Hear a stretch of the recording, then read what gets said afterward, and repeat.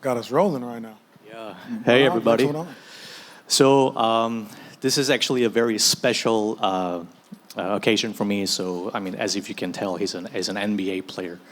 And I happen to be a huge fan of yours, actually. I still remember your play in 2016 finals in Game 6, where you scored, like, I don't know if you guys know what double-double is, but you did like 16 points. 15, yeah. 2 blocks, a steal. Yeah. With a win, so it's even correct. better. And then I remember that was like one of the only times, no, it was the times when you guys came from a 3-1 deficit, which has never been done in the history of any sports. Yeah. And then you guys won the championship that year. So congratulations say this in person. I think it's such an amazing honor. No, thank you. Thank you for having me. Appreciate you guys being here too. Yeah.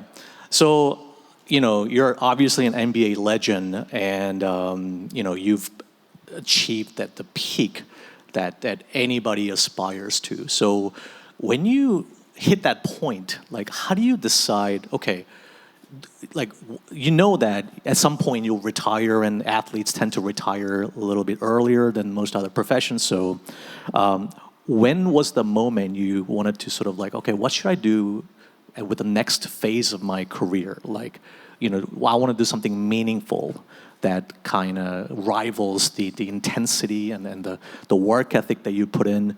And so when was that moment for you?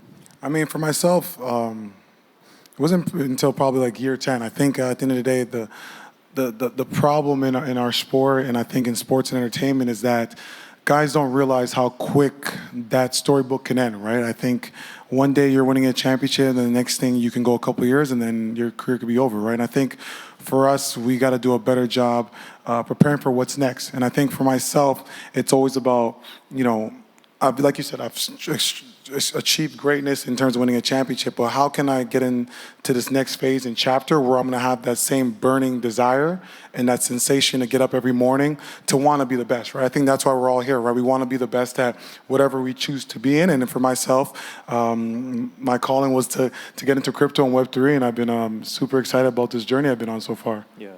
So I know that typically a lot of athletes, they tend to get into a more traditional route, you know, whether it be media or real estate, but then it's very rare for anyone of a professional caliber that you have been to get into crypto. Yeah. So why was that? Yeah, no, I think for me, first of all, being from Canada, being from Toronto, we've always, you know, beat the odds and done stuff that people never thought we could ever accomplish. I mean, I remember being a kid, basketball camp in the 6th grade, and literally the basketball coach came up to us and said, hey guys, just so you guys know, you're never making the NBA, and you're probably never going to play a high-level college. You'll probably get a degree, go to community college, and then just be a gym teacher. So Seriously, he said that? Yeah, he said that. But don't worry, I get him back years later. So then obviously time progresses, and I make it to the NBA, and I have this great accomplishment. I go see this coach, and I said, Coach, like, you know, how's it going? He's like, oh, Tristan, I'm so proud of you, da-da-da-da. I said, Coach, you know, you are actually one of my biggest motivations in life, you know, because I remember you telling me at this camp that, you know, you'll never be an NBA player.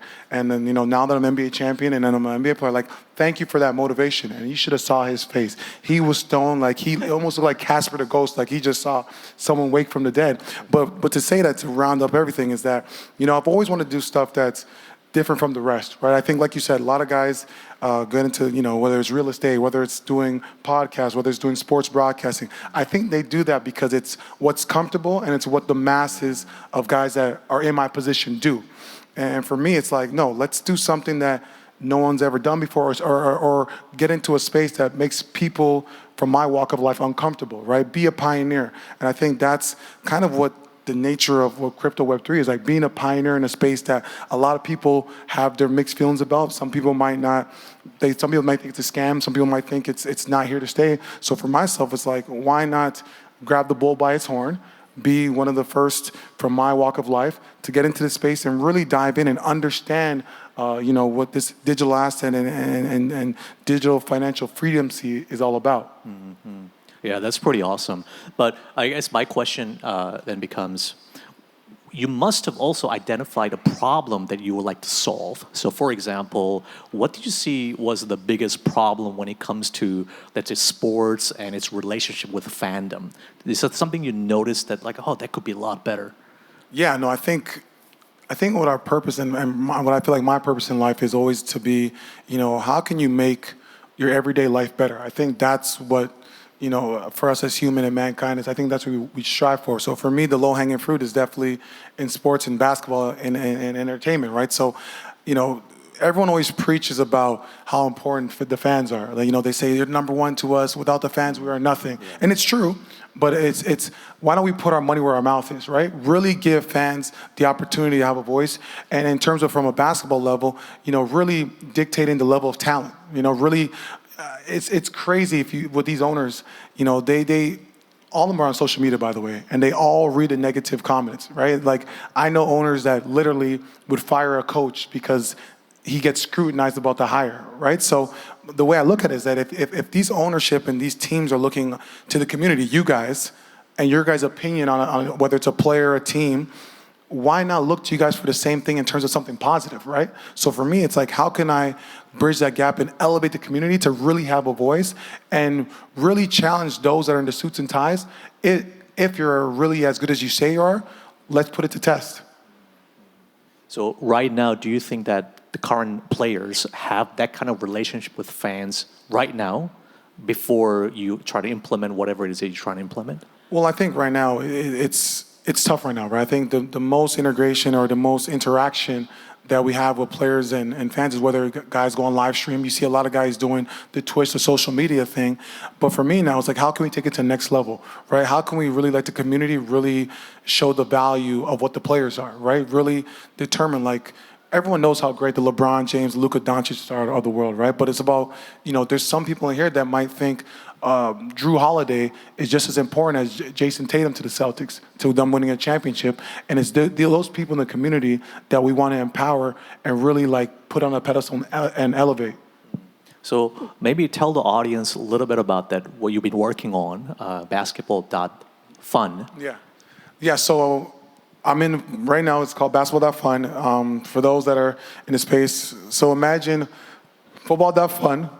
They're doing a great job, by the way, so this is not to put nobody else down, but looking at that in ways to bring it to basketball with improvements, right? I think it's like everyone's got to be a pioneer, right? And I think with everything, you try to find either holes or areas that you can improve for whatever you're trying to do. So for me, the whole DNA about Basketball.fun is about empowering the community and empowering the people to really be the voice of determining talent, determining the value of players, right? Really just, and it's obviously through fantasy prediction market, right? Because listen, at the end of the day, you saw with the election in America, poly market was more important and more influential than Fox News and CNN, right? So we obviously see this incredible run in terms of prediction market, and obviously online gambling, right? That's kind of, you got to give somebody the hook. Especially, listen, I love the DJing community. Everybody wants that 100x and 10x, and they could tweet about it, right? So we got to feed every side of the spectrum. So for me, building this out, it's basically taking fantasy basketball, bringing it on chain with the blockchain, and basically having the community determine the value of players.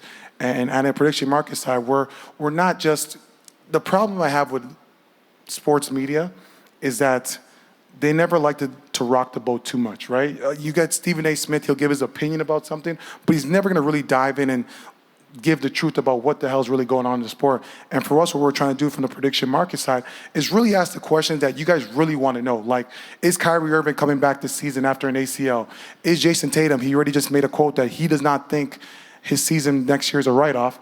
Let's really put, a prediction side behind that. And obviously with my, I got this intel that I have, I can always make it a little more juicy because I'm not afraid to disrupt the current narrative of prediction marketing and online fantasy sports.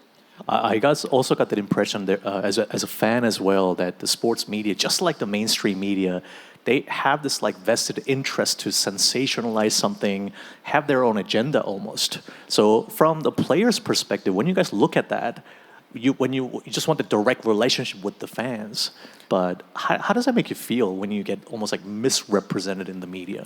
Yeah, it happens all the time. I think, guys of like LeBron has try to do stuff with Uninterrupted, and he's done a great job with that. But I think using the blockchain and in this space, you're really able to just say what you want and be who you are, be your authentic self, and really be able to give yourself a voice to really, interact with your fans. And I think that's kind of my calling, is like, how can I, bridge two worlds together, but also have our people that mean the most, our fans, our backbone in terms of this business, really feel like they're on this journey of greatness with the sport. And really, it wasn't until I got into the space, realized how many people in this space are true diehard sports fans. People are walking up to me all the time, like, I remember 2016, I love the Cavs. And I realized that, like, in crypto and Web3, there's a lot of basketball savants and fans. Like, you got Thread Guy talking about he's the best, basketball player in the space. And then I commented him and said, we could be a Shaq and Kobe. So I love where we're at. And for me, it's just about, giving people a voice and not just having, and then putting the money to the mouth, right? Because we can all say, like, well, we want to hear what you're talking about, but we got to make sure they eat. You got to feed the dog. You got to feed the community. Make sure people are making money. And when everyone's making money, people are more inclined to speak up. And we're going to find stars in the space that really know what they're talking about. And what would make me happy one day is that there's this kid that's home that really loves the sport. He's making the right calls. He's making the right reads. And he has an opportunity to come on stage or be on ESPN and go one-on-one versus Stephen A. Smith debating basketball facts. Do you think that it's possible, if your vision comes to life, is it possible for the fans to directly, almost like tokenize their players? Is that the idea? Yeah, that's what we're doing. We're basically allowing the community and fans on Basketball.fun to be able to show the value of players, tokenize the players, and create pools and basically build out their own team, right? And it's a play to earn. We're not going to do a pay to earn, because then you can get one big whale to buy all the best players. So it's a play to earn, right? And like anything, the ones that are making the right calls and winning the games, you're going to be rewarded more points and more, rewards and everything like that. So for us, it's really to see, like, who's really the best at what they're doing and who knows the game, right? And that's what makes me excited. Like, I get, like, literally get chills in my body thinking about, like, what's to come. So I know that a lot of people might have this question, but, even I get this sometimes because I have a lawyer background, and then I started a media company, but people always want to argue from authority. Like, oh, where's your journalism degree?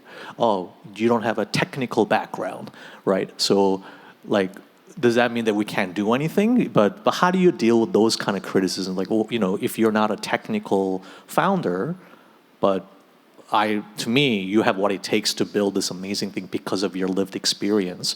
But how do you sort of, like, respond to those criticisms? I mean, the reality is that most of the most powerful people on this earth, what they're great at has never been what they've studied or what they got a degree in, right? I think it's more so who has the drive, the determination, and the guts to not even, to be able to stand in front of everyone and be able to take any type of criticism or take any type of hits.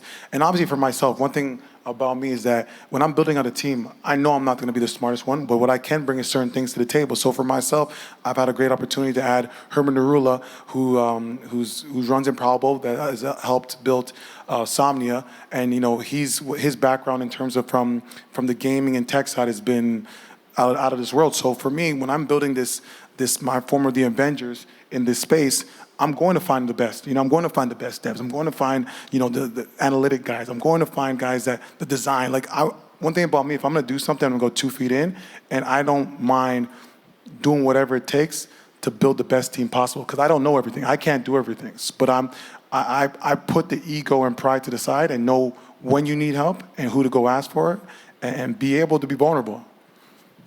At the same time, if you could just take one lesson that you've learned from your time playing basketball, and you could apply to your new sort of like next phase of life as an entrepreneur, what would be some of those biggest lessons that you could apply, that you could also, share with other people? Never be afraid to stand out. I think for us as humans, it makes people uncomfortable when everyone is choosing to go down a certain path, or you're saying, hey, I really don't want to do this, or I think there's something more. And it's okay to stand out. I think in life, that's one of the challenges, because people, if you're not confident in yourself enough, you're scared to do that. You'd rather be a sheep than a shepherd. And for me, I want to be a shepherd in this space, right? I want to lead a charge. I want to lead a charge for those that are behind me and motivate guys from where I'm from back home in Toronto. Motivate people, the kids back in the areas that don't have the access and opportunities to do something in their life. I look at this from not just from a crypto Web3 side. It's like, I want to motivate the youth. That you don't just have to be just an athlete, just be a basketball player. Don't just, people pigeonhole you because they're afraid of what your potential could be. And for me, that's been my biggest motivation. It's okay to stand out. It's okay to challenge yourself. And also, it's okay to fucking fail. It's okay. It's okay. I think that's what people always worry about. It's like, what if this doesn't work? Listen, sometimes it's good to fail, because you learn from those mistakes, and it's to make you a better person. And I think that's what I tell people. It's like, I'd rather fail early, because I know that one day I'm so determined that I know if I keep running into this wall will break before my shoulders break. And that's the type of determination I have to be great and to strive for greatness. I resonate with that a lot. I think, ironically, it's that kind of vision that you have that would make things go even more mainstream, because I think sort of crypto or Web3 space is still kind of very much in its sort of technical infancy. And, obviously we want this technology to go as mainstream as possible. And sports, what could be more mainstream than that, right? And then if people really see the utility in this, and then they start using it just like, Holy Market, then, maybe that's sort of like on the way to get to the mainstream adoption, right? I mean, that's kind of what my role in the space is, right? To be the bridge the gap between Web 2 and Web 3. And I think that the way we do is, listen, I've been in so many Telegram chats and talked to all these founders, and, they built some great product, but the problem is that they're not able to explain it in a form that's digestible, where, your niece and nephew can understand. And for me, I look at that as an area and opportunity where, let me educate myself, understand what's going on, where I can give these tools and explain to a form that is digestible. Because one thing about human beings, right? If you use big words and belittle someone, they're going to tune you out and not want to hear what the hell you got to say. So for me, it's like, let me be able to not even say dumb it down, but articulate it in a way where they can understand. And like you said, in terms of onboarding, there's so many different ways now to do it, where, yes, is this Basketball.fun built on the blockchain, built in the crypto world? Yes, but that could be the hood. But up top, it's going to be no different than whether you, in terms of like the payment process, where it's Apple Pay or putting your credit card in, but you don't know that you're having the smart contract underneath, right? And I think that for humans, not for human, but for Web 2, it's easy for them to feel comfortable, right? Because it's not doing something where it's too left field for them. Are you worried that this becomes too successful, that people start using this platform that you build as a way to speculate and make more money? How do you prevent that from happening? Because I think there's obviously that sort of human desire to just speculate, and then the prices goes up, and then it drops. Well, I mean, for me, it's not about, I'm creating this not from a need, right? I think it's because I want to, right? I think a lot of people, and it's no disrespect or shade to anybody what they're building.